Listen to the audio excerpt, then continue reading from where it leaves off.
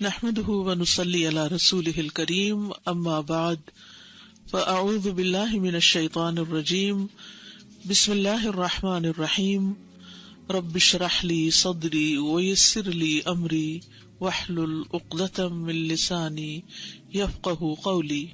آج ہم وضو کے بارے میں پڑھیں گے۔ کچھ چیزیں تو ہم نے پچھلی دفعہ پڑھی تھی لیکن ابھی کافی باقی بھی ہے۔ وضو کا لغوی معنی کیا ہے؟ وضو کس کو کہتے ہیں؟ الوضوء من الوضاء، وضو جو ہے وہ وضاء سے ہے، جس کا معنی ہوتا ہے حسن و جمال اور نظافت اور رونق۔ حسن و جمال، نظافت کہتے ہیں صفائی کو، ہمارا نام بھی ہوتا ہے، اور رونق، اور حقیقت ہے یہ کہ وضو انسان کے حسن و جمال، صفائی اور چہرے کی رونق اور نور کا باعث بنتا ہے۔ اصطلاحی معنی ہے وضو سے مراد پاکیزہ پانی کو، وضو سے مراد پاکیزہ پانی کو مخصوص اعضاء پر استعمال کرنا جن کی وضاحت اور مشروعیت اللہ تعالیٰ نے فرمائی ہے، یعنی صاف پانی کو ان اعضاء کے اوپر ڈالنا جن کے بارے میں ہمیں شریعت نے کہا کہ ہم ان کو ڈالیں اس پانی کو۔ یہاں ایک بات یاد رکھیے کہ ایک ہوتا ہے وضو اور ایک ہوتا ہے وضو، واو کے زبر کے ساتھ اور پیش کے ساتھ۔ تو وضو کا مطلب ہوتا ہے وضو کرنا، اور وضو کا مطلب ہوتا ہے وہ پانی جو وضو کے لیے استعمال کیا جائے۔ ٹھیک ہے، کیا فرق ہے؟ وضو وضو کرنا، وضو پانی ہے وہ جس سے آپ وضو کرتے ہیں۔ تو اکثر لوگ وضو کہتے ہیں اور لکھتے بھی وضو ہیں، انگلش میں خاص طور پر، تو یہ WU کے ساتھ لکھا جائے گا، وہ ہے، وا نہیں، یعنی وضو کرنا۔ پنجابی میں وضو کہتے ہیں۔ پچھلے ہفتے ہم نے وضو کی اہمیت کے بارے میں پڑھا، آج ہم پڑھیں گے کامل وضو کی اہمیت، یعنی اچھی طرح مکمل کر کے وضو کرنا۔ رسول اللہ صلی اللہ علیہ وسلم نے فرمایا اچھی طرح وضو کرنا نصف ایمان ہے، الوضوء شطر الایمان، اور اچھی طرح وضو گناہوں کی معافی کا ذریعہ ہے۔ نبی صلی اللہ علیہ وسلم نے فرمایا جب بھی کوئی شخص اپنا وضو اچھی طرح کرتا ہے اور خلوص کے ساتھ نماز پڑھتا ہے، اچھی طرح وضو کرتا ہے اور خلوص کے ساتھ نماز پڑھتا ہے، تو اس کے ایک نماز سے دوسری نماز کے پڑھنے تک کے گناہ معاف کر دیے جاتے ہیں۔ کیا فائدہ ہوتا ہے؟ یعنی اچھا وضو، خالص نماز، تو دو نمازوں کے بیچ کے گناہ معاف۔ پھر اسی طرح نبی صلی اللہ علیہ وسلم کا کامل وضو کا حکم دینا۔ ابن عباس کہتے ہیں کہ رسول اللہ صلی اللہ علیہ وسلم نے ہمیں اچھی طرح وضو کرنے کا حکم دیا ہے۔ ویسے تو ہر کام میں احسان ضروری ہے، لیکن وضو میں خاص طور پر نبی صلی اللہ علیہ وسلم نے فرمایا کسی کی نماز اس وقت تک مکمل نہیں ہوتی جب تک وہ اپنا وضو اس طرح کامل طور پر نہ کرے جس طرح اللہ تعالیٰ نے اسے حکم دیا ہے، یعنی اپنا چہرہ دھوئے اور کوہنیوں تک اپنے دونوں بازو دھوئے، اپنا سر کا مسح کرے، ٹخنوں تک اپنے پاؤں دھوئے۔ ایک شخص جب نبی صلی اللہ علیہ وسلم کے پاس آیا اور وضو کیا اور ٹھیک سے وضو نہیں کیا، اور اس نے اپنے پاؤں پر ناخن بھر جگہ خشک چھوڑ دی اور آپ کو نظر آ گئی، تو رسول اللہ صلی اللہ علیہ وسلم نے اس سے فرمایا کہ واپس جاؤ اور اچھی طرح اپنا وضو کرو۔ یعنی اگر کوئی تھوڑی سی جگہ بھی خشک رہ گئی تو وضو نہیں ہوا۔ آپ نے سارا کچھ کر لیا لیکن آپ کی ایڑیاں خشک ہیں، یا کسی اور حصے کے اوپر کچھ چنگم وغیرہ لگی ہوئی ہے، اور جب آپ آئے واپس وضو کر کے اس کو اتارا تو دیکھا کہ اس کے نیچے تو سکن ڈرائی ہے، تو اگر آپ کے اعضائے وضو گیلے ہیں تو اس جگہ کو گیلا کر لیجئے، وضو ہو جائے گا۔ لیکن اگر آپ کا وضو خشک ہو چکا ہے تو پھر آپ کو وہ اتار کر دوبارہ پورا وضو کرنا ہوگا۔ ٹھیک ہے، وضو کے بہت سے فائدے بھی ہیں۔ جہاں نظافت اور رونق اور حسن یہ ساری چیزیں وضو سے آتی ہیں، وہاں کچھ اور فائدے بھی ہیں، جن میں سے سب سے پہلا فائدہ ظاہری اور باطنی نجاست سے طہارت ہے۔ ظاہر و باطن نجاست سے طہارت۔ عمرو بن عبسہ السلمی روایت کرتے ہیں کہ میں نے پوچھا اے اللہ کے نبی مجھے وضو کے بارے میں بتائیں، تو آپ نے فرمایا تم میں سے کوئی آدمی بھی ایسا نہیں جو اپنے وضو کے پانی کے قریب ہو پھر اس سے کلی کرے، پھر ناک میں پانی چڑھائے، ناک جھاڑے، مگر یہ کہ اس کے چہرے، اس کے منہ اور اس کے نتنوں کے سارے گناہ جڑ جاتے۔ یعنی جس جس عضو کو آپ دھو رہے ہیں وہاں سے کیے ہوئے گناہ جھڑ رہے ہیں. آنکھوں کے گناہ، ہاتھ پاؤں سے کیے ہوئے گناہ، یہ سارے کے سارے گناہ جو ہیں پانی کے آخری قطرے تک جسم سے خارج ہو جاتے ہیں اور انسان گناہوں سے پاک ہو کر نکلتا ہے. رسول اللہ صلی اللہ علیہ وسلم نے فرمایا، جو آدمی نماز کے ارادے سے وضو کرنے کے لیے اٹھا، یعنی نماز کا وقت ہو گیا، وضو کرنے جا رہے ہیں، اور وضو کرتے ہوئے پانی کو اس کی جگہ تک پہنچایا، یعنی پورے کا پورا دھویا. ابھی انشاءاللہ تفصیلی وضو میں آپ کو بتاؤں گی کہ پورے آزاد دھونے کا مطلب کیا ہے. تو وہ ہر گناہ یا اپنی ہر خطا سے پاک ہو جائے گا. اور حقیقت ہے کہ جب انسان وضو کرتا ہے تو اس کے بعد اس کی کیفیت کیا ہوتی ہے؟ فریش ہوتے، جیسے بوجھ کے اتر گیا. اور ڈپریشن کا بھی بہترین علاج ہے. ڈپریشن کیا ہے؟ ایک بوجھ ہے جو انسان کے دل پہ پڑ جاتا ہے، اور جسم کے اوپر بھی انسان کو ایسے محسوس ہوتا ہے کہ کوئی چیز اس کے کندھوں پہ رکھ دی گئی ہے یا کوئی چیز سر پہ سوار ہو گئی ہے، اور انسان پھر اس کی وجہ سے کچھ کرنے کے قابل نہیں رہتا، حتیٰ کہ لائف کو کسی بھی طرح انجوائے نہیں کرتا. تو یہ وضو جو ہے پھر انسان کو ان چیزوں سے، ان کیفیات سے نجات دلاتی ہے. پھر گزشتہ گناہوں کی بھی معافی، یعنی بعض اوقات یہ ہوتا ہے کہ انسان کو پرانے کوئی گناہ یاد آ جاتے ہیں اور انسان ہلکان ہونے لگتا ہے ان کی وجہ سے. ایک وہ علم ہے جو آپ کے دل پہ لکھا جائے اور آپ کے عمل میں آ جائے، اور ایک وہ جو کاغذوں پہ لکھا جائے. کون سا علم فائدہ مند ہے؟ جو دل پہ لکھا جائے. اور دل پہ لکھے جانے کے لیے جب کوئی بات کر رہا ہو تو آئی کانٹیکٹ بہت ضروری ہوتا ہے.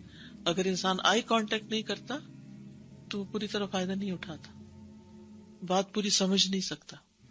کہ انسان آنکھوں سے بھی لے رہا ہوتا ہے، کانوں سے بھی سن رہا ہوتا ہے، اور باڈی لینگویج سے بھی لے رہا ہوتا ہے، چہرے کے ایکسپریشن سے بھی لے رہا ہوتا ہے. یہ سارے علم کے سورس ہیں. اور پہلے میں نے آپ کو بتایا تھا نا کہ ایک اسٹڈی کے مطابق 57% باڈی لینگویج کام کرتی ہے. تو اگر آپ استاد کو دیکھ ہی نہیں رہے تو پھر آپ کیا سیکھ رہے ہیں؟ باقی 30% فیشل ایکسپریشنز ہیں، اور باقی ماندہ جو ہے وہ صرف الفاظ اور جملے ہیں یا ساؤنڈ ہے. اور یہ باتیں جو میں بیچ بیچ میں آپ کو بتاتی ہوں، یہ میری زندگی کے وہ تجربات ہیں کہ جو میں نے سال ہر سال میں لوگوں کے ساتھ انٹریکٹ کرتے ہوئے چیزیں سیکھی ہیں، اور غور و فکر کے بعد ان مسائل کا حل تلاش کیا. یہ بظاہر دیکھنے میں باتیں ہوتی ہیں، چھوٹی چھوٹی باتیں ہوتی ہیں، لیکن یہ بہت سے سوالوں کے جواب ہوتے ہیں. یہ شاید آپ کو کتابوں میں نہ ملے، تو اس لیے ان بٹوین جو بات ہوتی ہے اس پہ توجہ بہت ضروری ہے. تو بات میں یہ کر رہی تھی کہ بعض اوقات انسان کے اوپر ایسی کیفیت آتی ہے کہ اس کو اچانک اپنا ماضی کا کوئی گناہ یاد آ جاتا ہے. کوئی کسی کے ساتھ کی ہوئی زیادتی، کسی کے ساتھ برتی ہوئی بد اخلاقی، یا انسان نے اللہ کے حق میں کوئی کمی کی ہو، کوئی انسان ایسا ہو جس میں زندگی میں بہت سی نمازیں چھوڑ دی ہوں، یا اور کوئی ایسے غلط کام کیے ہوں جو اس کو پتا ہی نہیں تھا یا تھوڑا بہت پتا تھا اور بعد میں اس کو علم ہوا. تو اس وقت انسان کے اندر ایک خوف کی لہر پیدا ہو جاتی. اس وقت شیطان آ کے انسان کو پکڑنے کی کوشش کرتا ہے اور وہ اس کو مایوس کرنے لگتا ہے کہ تمہاری معافی کوئی نہیں ہونی، پتہ نہیں اللہ نے معاف کیا بھی ہے کہ نہیں. یہ کبھی آپ پہ سوچ آئی؟ پتہ نہیں میرے گناہ معاف ہوں گے یا نہیں. یہ کیفیت آتی ہے انسان پر، تو کیا کرے؟ اٹھے، وضو کرے، یا جب نماز کا وقت آئے تو اٹھ کے وضو کرے، اور وضو کر کے پوری کوشش کے ساتھ ایسے 2 نفل پڑھے کہ جس میں یہ تو میں نہیں کہہ سکتی کہ خیال کوئی نہ آئے، کیونکہ دن میں ایک سٹڈی کے مطابق 60,000 خیال انسان کو آتے ہیں. بعض نے 70 اور 72 بھی، کچھ لوگ اور زیادہ سوچتے ہوں گے تو ان کے 72 تک چلے گئے، 72 تک، لیکن 60,000 تو ہر انسان کو خیالات آتے ہیں دن میں. اور یہ ایک نیچرل پروسیس ہے جب تک انسان کا دماغ کام کرتا ہے. تو پھر اس کا کچھ حصہ نماز میں، آپ دیکھیے ہماری ہر نماز میں کسی میں آدھا گھنٹہ لگ جاتا ہے، کسی میں 20 منٹ، 15 منٹ. تو یہ تو نہیں ہو سکتا کہ اس میں کوئی خیال نہ آئے، وہ امپاسبل. لیکن یہ کہ انسان کی توجہ اللہ کی طرف رہے. اب مثلاً اس وقت آپ کی توجہ میری طرف ہے، بات کی طرف ہے، لیکن پھر بھی آپ کے ذہن میں کوئی نہ کوئی خیال آ رہا ہوگا. تو وہ بیک گراؤنڈ پہ خیالات چلتے رہتے ہیں، وہ ان کو نہیں آپ روک سکتے. لیکن ایک چیز ہوتی ہے فوکس میں اور ایک ہوتی ہے بیک گراؤنڈ میں. اگر نماز میں فوکس میں اللہ سبحانہ وتعالیٰ کی ذات ہے یا اللہ کی طرف توجہ ہے اور بیک گراؤنڈ میں کچھ چل بھی رہا ہے تو کوئی بات نہیں.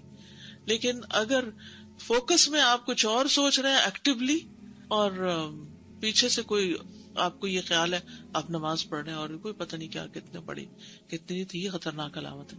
تو بہرحال پوری توجہ سے جب انسان وہ نماز پڑھ لیتا ہے تو پھر کیا ہوتا ہے، پھر اس کے گناہ معاف ہو جاتے ہیں. ڈپریشن کے جتنے بھی مریض ہیں نا، جو لوگ آپ کو سخت پریشان کریں، بار بار فون کر کے میسج کر کے میں ڈاؤن ہو رہی ہوں فلاں، اور اب پہنچ جائیں اس کے سر پہ اور اسے اٹھائیں کہ چلو تم وضو کرو.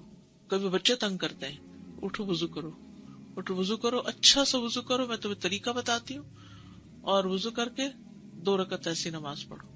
اب دیکھیں کہ وہ جو اس کے اوپر ایک کیفیت ہوگی نا پریشانی اور بے چینی کی، وہ پوری طرح اگر ختم نہ بھی ہوئی تو اس میں بہت حد تک کمی آ جائے گی. اور اگر وہ روزانہ یہ عمل دہرانا شروع کر دے تو اس ڈپریشن سے نکل آئے گی. ڈپریشن صرف گولیاں کھانے سے ختم نہیں ہوتا، اس کے لیے عملی طریقے اختیار کرنے ضروری ہیں، اور وہ جو ہمیں وحی کے ذریعے قرآن و سنت سے ملتے ہیں. تو گزشتہ سارے گناہ معاف کر دیے جائیں گے، ما تقدم من ذنبہ، جو بھی اس کے گناہ تھے معاف کر دیے گئے جب اچھی طرح وضو کرے. اور آپ صلی اللہ علیہ وسلم نے فرمایا جو شخص میرے اس وضو کی طرح وضو کرے. تو اس حدیث سے یہ پتہ چلتا ہے کہ اس بات کا حریص ہونا بڑا ضروری ہے کہ ہمیں صحیح مسنون وضو کرنا آئے، اس میں کبھی نہ ہو. بعض اوقات ہم کہتے ہیں اچھا ہم نے وضو کیا، ہم نے نماز پڑھی، اور وہ تو ہم پڑھتے ہی رہتے ہیں لیکن پریشانی دور نہیں ہوتی. بھئی آپ نے طریقہ ہی ٹھیک نہیں اختیار کیا. کسی بھی ریسیپی میں تھوڑا بہت بھی رد و بدل کر دیں تو کیا ہوگا، کہیں گے میرا ٹیسٹ ویسا نہیں بنا جیسے تم نے. بھئی تم نے جو ڈنڈی ماری ہے اس سے کیسے ٹیسٹ وہی بن سکتا ہے. تو وہ جو کمی بیشی ہم کر دیتے ہیں نا، کسی چیز نمک زیادہ کر دیں یا نمک کم کر دیں تو وہ ٹیسٹ تھوڑی آئے گا. پھر اس سے گرہیں کھلتی ہیں. رسول اللہ صلی اللہ علیہ وسلم نے فرمایا میری امت میں سے جو شخص رات کو وضو کرنے کھڑا ہوتا ہے وہ اپنے نفس کا علاج کرتا ہے. اب یہ جو نفسیاتی بیماریاں ہیں یہ رات کے وضو سے ٹھیک ہوتی ہیں، اس حال میں کہ اس پر گرہیں ہوتی ہیں. پس جب وہ اپنے ہاتھ دھوتا ہے تو وہ ایک گرہ کھل جاتی ہے، اور جب اپنا منہ دھوتا ہے ایک اور گرہ کھل جاتی، اور جب اپنے سر کا مسح کرتا ہے تو ایک اور گرہ کھل جاتی، اور جب اپنے پاؤں کو دھوتا ہے تو ایک اور گرہ کھل جاتی. بس اللہ عز و جل ان فرشتوں سے جو حجاب کے پیچھے ہوتے ہیں فرماتا ہے کہ میرے اس بندے کو دیکھو، اپنے نفس کا علاج کرتا ہے اور مجھ سے مانگتا ہے، جو کچھ میرے اس بندے نے مانگا وہ اس کے لیے ہے. تو ایسی ساری بیماریوں کا علاج تہجد میں ہے. اور ایک ایک گرہ کا کھلنا، یہ گرہ بازو کہتے ہیں نا ہمیں نظر لگ گئی، ہاں لگ جاتی ہے نظر، اس نظر سے بھی گرہ پڑ جاتی ہے کہ آپ کا کام میں دل نہیں لگتا، آپ کا دماغ نہیں کھلتا، یوں لگتا ہے جیسے ہر چیز بند ہوتی جا رہی ہے. کبھی ایسی کیفیت محسوس کی ہوگی آف اینڈ آن کچھ نہ کچھ. پھر الحمدللہ کچھ عرصے تک ٹھیک ہو جاتی. کبھی ہم قرآن زیادہ پڑھتے ہیں یا ذکر اذکار کی پابندی کرتے ہیں تو الحمدللہ ایسی چیزیں دور ہو جاتی ہیں. انہی طریقوں میں سے، یعنی دس از ناٹ دی اونلی طریقہ، لیکن انہی طریقوں میں سے جو انسان کی پریشانیوں کو دور کرنے کا باعث ہے ان میں سے ایک یہ بھی ہے. پھر انسان کو حشاش بشاش کرنے کا طریقہ بھی ہے. انسان جب صبح اٹھتا ہے وضو کرتا ہے تو اس کی ساری گرہیں کھل جاتی ہیں. اگر وضو نہیں کرتا تو خبیث النفس اٹھتا ہے سستی کے ساتھ، سارا دن اس پہ سستی چھائے رہتی ہے. وضو فرشتوں کی دعا لینے کا ذریعہ ہے، خاص طور پر رات کو جب کوئی سوتے ہوئے وضو کرے. نبی صلی اللہ علیہ وسلم نے فرمایا جس نے طہارت کی حالت میں رات گزاری تو اس کے بستر میں ایک فرشتہ رات گزارتا ہے. جب بھی وہ رات کی کسی گھڑی میں اٹھتا ہے تو فرشتہ کہتا ہے اے اللہ اپنے فلاں بندے کو معاف کر دے کیونکہ اس نے طہارت کی حالت میں رات گزاری ہے، یعنی وضو کر کے سویا ہے. پھر تکلیف میں وضو کرنا درجات کی بلندی کا باعث ہے، اونچا چڑھنے کا. آپ صلی اللہ علیہ وسلم نے فرمایا ناگواریوں کے باوجود اچھی طرح وضو کرنا اور مسجد کی طرف زیادہ قدم چل کر جانا اور نماز کے بعد نماز کا انتظار کرنا تمہارے لیے یہی رباط ہے، یعنی شیطان کے خلاف میدان ہے. قیامت کے دن اعضاء چمکیں گے یعنی وضو کی وجہ سے. رسول اللہ صلی اللہ علیہ وسلم سے پوچھا گیا اے اللہ کے رسول کیا آپ ہمیں پہچانیں گے یعنی قیامت کے دن؟ آپ نے فرمایا ہاں، تم مجھ پر پیش کیے جاؤ گے اور وضو کے نشانات کی وجہ سے تمہاری پیشانی اور ہاتھ پاؤں چمکتے ہوں گے. تمہارے علاوہ کسی دوسری امت کی یہ نشانیاں نہیں ہوگی.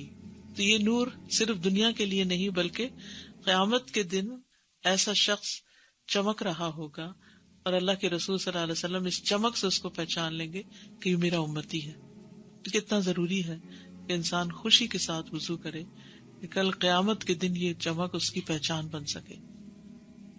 ایک اور روایت میں ہے کہ پس تم میں سے جو کوئی اپنی چمک بڑھانا چاہے تو وہ بڑھا لے. تم میں سے جو کوئی اپنی چمک بڑھانا چاہتا ہے تو وہ بڑھا لے. وضو کی جگہ پر زیورات کا پہنائے جانا یعنی قیامت کے دن. صحیح مسلم کی روایت ہے، ابو حازم کہتے ہیں کہ میں ابو ہریرہ رضی اللہ عنہ کے پیچھے تھا اور وہ نماز کے لیے وضو کر رہے تھے، تو اپنے ہاتھ کو کھینچتے ہوئے آپ اپنی بغل تک لے گئے، یعنی جب وضو کرنے لگے تو اوپر تک دھو دیا بازو. میں نے اسے کہا ابو ہریرہ یہ کیا وضو ہوا؟ تو آپ نے کہا اے بنو فروخ تم کدھر ہو؟ اگر میں جان لیتا کہ تم ادھر ہی ہو تو میں اس طرح وضو نہ کرتا، یعنی کہ تم مشکل میں پڑتے کہ یہ کیا ہو رہا ہے. میں نے اپنے دوست محمد صلی اللہ علیہ وسلم سے سنا آپ فرما رہے تھے مومن کا زیور وہاں تک پہنچے گا جہاں تک وضو پہنچتا ہے. تو یہ چمک جو ہے اس کو پہنائے جانے والے زیور کی بھی ہوگی، یعنی قیامت کے دن جب لوگوں کا حال برا ہوگا تو ایسے لوگ چمک رہے ہوں گے، خوبصورت حال میں ہوں گے. یہ اس وقت کا حال بتایا گیا ہے جب لوگ آپ صلی اللہ علیہ وسلم کی حوض پر پیش ہوں گے. تو لوگوں نے پوچھا کہ آپ پہچانیں گے کیسے کہ یہ آپ ہی کی امت کے لوگ ہیں؟ کیونکہ دیگر انبیاء کے بھی حوض ہیں اور ان کی امتیں اپنے اپنے نبی کے پاس جائیں گی، تو امت محمد صلی اللہ علیہ وسلم محمد صلی اللہ علیہ وسلم کے پاس جائے گی. آپ کا حوض سب سے بڑا ہوگا. پھر وضو جنت میں لے جانے والی صفت ہے. حضرت عائشہ سے روایت ہے کہ نبی صلی اللہ علیہ وسلم نے فرمایا 6 خصلتیں ایسی ہیں کہ اگر کوئی مسلمان ان میں سے کسی کو اپنا کر فوت ہو جائے تو اللہ کی اس کے بارے میں ضمانت ہے کہ اسے جنت میں داخل کرے گا. ان میں سے ایک وہ آدمی جو وضو کرے تو اچھی طرح وضو کرے، یعنی جلدی میں وضو نہ کرے، ایسے ہی بس کام پورا نہ کرنے والے، بلکہ اچھے سے مل مل کے وضو کرے تو اللہ کی اس کے بارے میں ضمانت ہے، گارنٹی ہے کہ اسے جنت میں داخل کرے گا. اور اس سلسلے میں وہ حضرت بلال والی حدیث آپ سب نے سن رکھی ہوگی، یاد ہے کچھ؟ کیا تھی وہ؟ جنت میں آگے آگے. جی، یہ سنن ترمذی کی روایت ہے. ابو بریدہ رضی اللہ عنہ سے روایت ہے، کہتے ہیں کہ ایک دن صبح کے وقت رسول اللہ صلی اللہ علیہ وسلم نے بلال رضی اللہ عنہ کو بلایا اور پوچھا کہ اے بلال، کیا وجہ ہے کہ تم جنت میں داخل ہونے میں مجھ سے سبقت لے گئے؟ میں جب بھی جنت میں گیا تو اپنے سامنے تمہارے چلنے کی آہٹ محسوس کی. کل رات بھی جب میں جنت میں داخل ہوا تو اپنے آگے تمہارے چلنے کی آہٹ سنی. تو بلال رضی اللہ عنہ نے عرض کیا یا رسول اللہ، میں جب بھی اذان دیتا ہوں 2 رکعت نماز پڑھتا ہوں. اور مقتدی جو ہیں، جیسے آپ مسجد میں جاتے ہیں تو آپ نے دیکھا ہوگا کہ ظہر ہو، عصر ہو، مغرب ہو، لوگ اذان کے فوراً بعد کیا کرتے ہیں؟ 2 رکعت پڑھنا شروع کر دیتے ہیں. حضرت بلال بھی یہ کیا کرتے تھے، خود اذان دیتے تھے، خود پھر 2 رکعت پڑھتے تھے. اور جب بھی میں بے وضو ہو جاتا ہوں تو فوراً وضو کر لیتا ہوں اور سوچتا ہوں کہ اللہ کے لیے 2 رکعت نماز پڑھنا اس کا حق ہے، لہذا 2 رکعت ادا کرتا ہوں. تو رسول اللہ صلی اللہ علیہ وسلم نے فرمایا یہی 2 وجوہات ہیں، یعنی یہی باتیں ہیں. فقال رسول اللہ صلی اللہ علیہ وسلم بہما، انہی دونوں کی وجہ سے، یعنی ان 2 رکعتوں کی وجہ سے، باوضو رہنے کی وجہ سے. تو اس قدر فائدے ہیں وضو کے. السلام علیکم. وعلیکم. وضو کے اور یہ 2 رکعت کے بیچ میں کوئی بات نہیں کرنی کیا؟ ایسا کچھ منع نہیں کیا گیا، کیونکہ ہمارا دین بے جا پابندیاں نہیں لگاتا.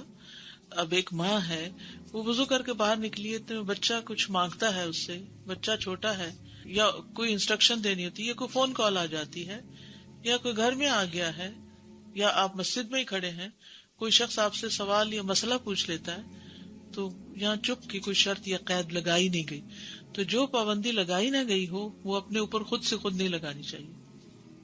میں رمضان کے عمرے پہ گئی ہوئی تھی تو ایک افریقہ کی عورت بیٹھی ہوئی تھی، اس کے پاس اتنا ہی، اس بوتل میں اتنا ہی پانی تھا، اور وہ جس طرح سے وہ وضو کر رہی تھی تو میں اس کو حیرت سے دیکھ رہی تھی کہ وہ اتنا لے کر مل مل کے ایسے ہاتھ وضو کر رہی تھی، کیونکہ ظاہر ہے وہاں پانی کم ہوتا ہے. ہم پانی زیادہ بہاتے ہیں اور ملتے کم ہیں، لیکن حیرت ہو رہی تھی اس کو دیکھ کر. ابھی آگے آ رہا ہے کتنا پانی ہونا چاہیے، اللہ معاف کر دے ہمیں. استاذہ اگر کوئی غسل کر کے باہر آ گیا اور کوئی عضو بھول گیا ہے، مثال کے طور پر کانوں میں پانی ڈالنا بھول گیا ہے یا ناک میں پانی ڈالنا بھول گیا، غسل میں دوبارہ بخود پانی چلا جاتا ہے، کوئی ضرورت نہیں دوبارہ. جی، خشک رہنے کی بات ہے. یہ جب گناہوں کے معافی کی بات ہو رہی ہوتی ہے تو یہ صغیرہ گناہ یا کبیرہ بھی؟ جی، عمومی طور پر تو صغیرہ گناہوں کی بات ہے، کیونکہ کچھ گناہ ایسے ہیں کہ جن پہ حد ہوتی ہے، کچھ ایسے جن کا کفارہ ضروری ہوتا ہے، لیکن اللہ سبحانہ وتعالیٰ کے لیے کچھ بھی مشکل نہیں کہ وہ سارے گناہ معاف کر دی. اور پھر کبیرہ گناہوں سے معافی کا طریقہ کیا ہے؟ یعنی معافی مانگی جائے. تو ہم جب وضو کرتے ہیں تو اس کے بعد جو دعا مانگتے ہیں اس میں استغفرک و اتوب الیک جب کہتے ہیں تو معافی بھی ساتھ مانگ رہے ہوتے ہیں. امید ہے کہ وہ بھی معاف ہو جائیں گے. استاد یہاں پہ قیامت کے دن کے چمک کی بات کی جا رہی ہے، تو دنیا میں تو صاف ستھرا اور چمکنے کے لیے ہم بہت زیادہ مشقت کرتے ہیں اور اس کی طرف توجہ دیتے ہیں نا کہ، اور یہ تو اتنا آسان طریقہ ہے مگر ہم کتنا اس کو اپنے اوپر سوچتے ہیں کہ مشکل دنیا ہے. میں چمکنے کے لیے کیا طریقہ اختیار کرتے ہیں؟ فیشل کیسے کرواتے ہیں؟ مل مل کے. اور کتنی دیر لگتی؟ 1 گھنٹہ تو ہوتا ہی ہے نا. اور سارے دن کے وضو کا وقت نکالے تو کتنا ہوگا؟ 1 گھنٹے سے کم ہے. یعنی اگر 5 نمازوں کے 5 وضو آپ کریں، ایک وضو میں آپ ٹائم نوٹ کر لیں، 5 منٹ سے زیادہ نہیں، 5 سے بھی کم لگتے ہیں. میں ہمیشہ رات کو وضو کر کے سوتی تھی، لیکن آج کل تھوڑے سے بھول جاتی ہوں.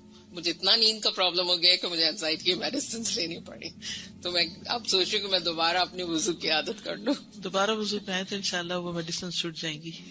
آپ نے جیسے بتایا کہ باوضو جو ہے جنت کی صفت ہے، جب بہت پہلے سنا تو اس کے بعد سے کوشش کی اور حقیقت ہے، آزمایا ہے کہ ڈپریشن کا علاج ہے. بالکل. اور بہت زیادہ اسٹریس ریلیز کرتا ہے اور پریشانیوں کو دور کرتا ہے اور اپنا آپ بہت لائٹ فیل ہوتا ہے. بالکل. بہت زیادہ کیفیت ہی بدل جاتی ہے جب آپ وضو سے ہوتے ہیں، باوضو ہوتے ہیں، کیفیت ہی بدل جاتی ہے. اس میں ایک اچھا وضو اور جلدی کا وضو کا بھی اس میں بہت ہاتھ ہے کہ جب وہ اچھا ہے بہت بڑا تو فیکٹر ہے. جی. یس، جب صحیح وضو کریں گے تو ہی اس کا ڈوز صحیح ہوگی تو صحیح فائدہ ہوگا. Some people think that if you do wudu, they lose their sleep or they may not be able to sleep. But in fact, ایسا نہیں ہوتا ہے. اگر وضو کرتے ہیں اور پھر نماز پڑھ کے سوتے ہیں تو اچھی نیند آتی ہے. یس. السلام علیکم ورحمۃ اللہ وبرکاتہ. یہ جو آپ نے فوکس ہونے کی بات کی تھی نماز میں اور پھر بیک گراؤنڈ کی جو بات کی تھی، اس کا پورا تعلق میرا ایکسپیرینس ہے کہ اچھے وضو سے ہے. اگر ہم پورا واقعی میں جیسا کہا گیا اچھا وضو کرتے ہیں نا تو پھر واقعی میں فوکس اللہ سبحانہ تعالیٰ رہتے ہیں اور وہ جو چھوٹی موٹی جو شیطان کی چالیں ہوتے ہیں بہت پیچھے چلی جاتی ہیں. لیکن وضو اچھا نہیں ہوتا تو جو آپ نے کہا تھا نا کہ ساری بیکار باتیں آگے آتی ہیں اور اللہ سبحانہ تعالیٰ پیچھے چلے. تو جو کہا گیا نا کہ نماز جنت کی کنجی اور وضو جو ہے وہ نماز کی کنجی، یہ لگ. السلام علیکم ورحمۃ اللہ وبرکاتہ. وعلیکم السلام.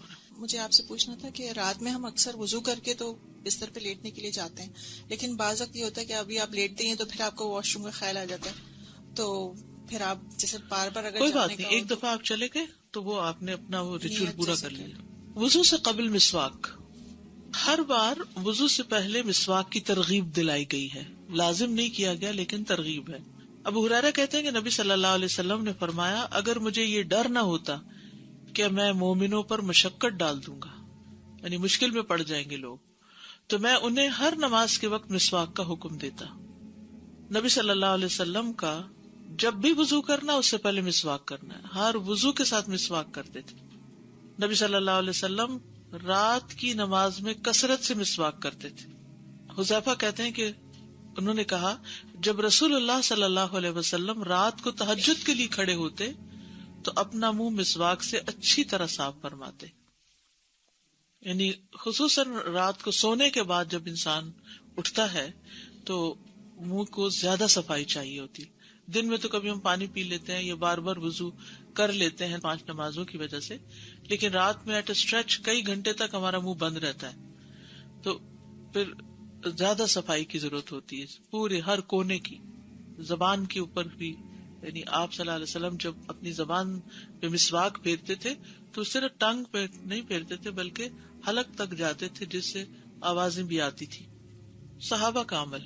زید بن خالد جوہنی روایت کرتے ہیں کہ میں نے رسول اللہ صلی اللہ علیہ وسلم کو فرماتے ہوئے سنا، اگر میری امت کے لیے مشقت نہ ہوتی تو میں انہیں ہر نماز کے وقت مسواک کا حکم دیتا. ابو سلمہ کہتے ہیں پھر میں نے دیکھا کہ زید رضی اللہ عنہ مسجد میں بیٹھے ہوئے تھے اور مسواک ان کے کان پر رکھی ہوتی جیسے کسی کاتب کا قلم ان کے کان پہ ہوتا ہے. پہلے زمانے میں وہ لکھنے والے منشی وغیرہ جو تھے وہ یہاں اڑس لیتے تھے. پین ہولڈر کی ضرورت نہیں ہوتی تھی. اب آپ دیکھیے پین ہولڈر پینوں سے بھرے ہوئے ہوتے ہیں لیکن لکھنے والے لوگ کم ہو گئے, ٹائپ کرنے والے زیادہ ہو گئے ہیں. تو جب نماز کے لیے اٹھتے مسواک کر لیتے. مسواک رب کی رضا کا ذریعہ. ابو بکر صدیق رضی اللہ عنہ سے روایت ہے کہ نبی صلی اللہ علیہ وسلم نے فرمایا, مسواک منہ کی طہارت اور رب کی رضامندی کا ذریعہ ہے. منہ کی صفائی مبالغے کی حد تک. نبی صلی اللہ علیہ وسلم نے فرمایا, مجھے مسواک کے بارے میں اس قدر حکم دیا گیا ہے کہ میں اپنے دانتوں کے بارے میں ڈرنے لگا. یعنی اتنا زیادہ مسواک کا حکم دیا گیا کہ میں اپنے دانتوں کے بارے میں یعنی ہل نہ جائیں یا پھر بہت گھس نہ جائیں.